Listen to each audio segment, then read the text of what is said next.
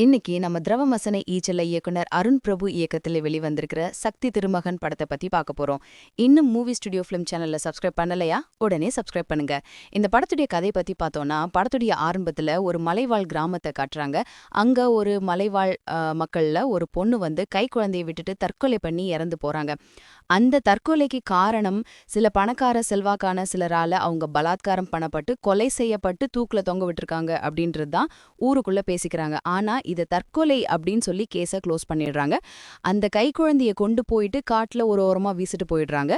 இப்போ பிரசன்ட்ல காமிக்கிறாங்க. பிரசன்ட்ல பார்த்தா வில்லன் ஒரு பெரிய கார்ப்பரேட் லாபியஸ்டா இருக்காரு.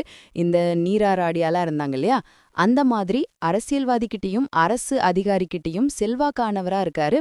அவர் நினைச்சதெல்லாம் இந்த அரசாங்கத்துல சாதிக்க முடியும். அதை தாண்டி அவருக்கு ஒரு லட்சியமும் இருக்கு. இவர்கிட்ட பயிற்சி எடுத்தவர் தான் நம்ம ஹீரோ. அவர் இதே தொழில சின்ன அளவுல பண்ணிக்கிட்டு இருக்காரு. அது என்ன அப்படின்னு சொன்னா, கவர்மெண்ட்ல இந்த டிரான்ஸ்ஃபர் வாங்குறது, ஏதாவது புதுசா போஸ்டிங் வாங்குறது, ஏதாவது ஒரு ரியல் எஸ்டேட் வேலைகளை முடிச்சு கொடுக்கறது, இந்த மாதிரியான லாபி பண்ணிக்கிட்டு இருக்காரு. இப்போ ஹீரோ கிட்ட ஒரு பெரிய மேட்டர் வருது. அந்த மேட்டரை எடுத்து ஹீரோ பண்றதுனால இந்த வில்லனை அது நேரடியா பாதிக்குது.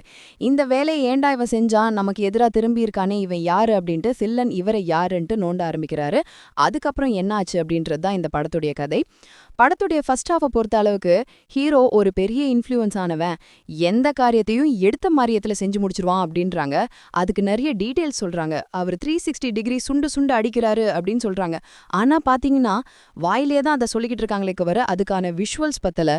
உதாரணத்துக்கு சொல்ல போனா, சதுரங்க வேட்டை படத்தை எடுத்துக்கிட்டிங்கன்னா, அந்த படத்துல ஹீரோ ஒரு மோசடி பேர் வழி அப்படின்னு சொல்லுவாங்க. அதுக்கு ஒரு சில இன்சிடென்ட் காமிப்பாங்க. அதெல்லாம் அவ்வளோ டீட்டெயில்டா பண்ணியிருப்பாங்க. அது பார்க்குற எல்லாருக்குமே புரியும். இதுல இவர் செய்யற விஷயங்கள்லாம் எத்தனை பேருக்கு புரியும் அப்படிங்கிறதே ஒரு குழப்பமா தான் இருக்குது. அது மட்டும் இல்லாம வில்லன் கேரக்டர் ஒரு வெயிட்டான கேரக்டர் அப்படின்னு சொல்றாங்களே தவிர, அவர் அதை வச்சுட்டு என்ன பண்ணாரு அப்படின்னா, அவர் களத்துல இறங்கி எதுவும் செய்யல.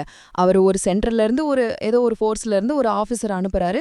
அவர் இன்வெஸ்டிகேஷன் பண்றேன் அப்படின்ற பேர்ல ஹீரோவை பிடிச்சி டார்ச்சர் பண்றாரு.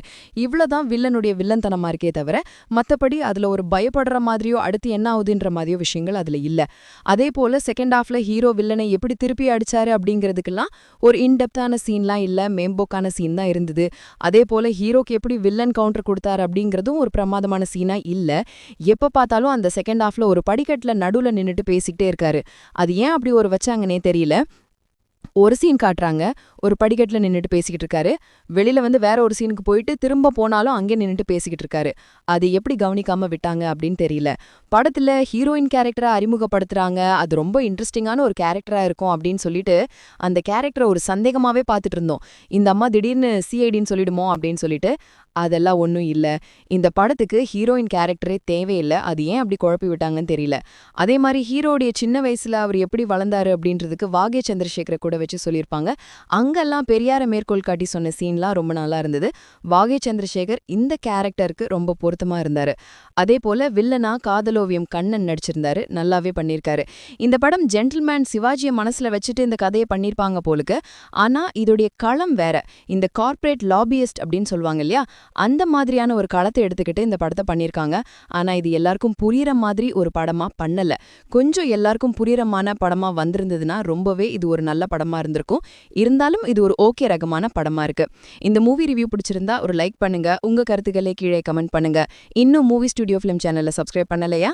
உடனே சப்ஸ்கிரைப் பண்ணுங்க. அடுத்த ரிவ்யூல சந்திப்போம்.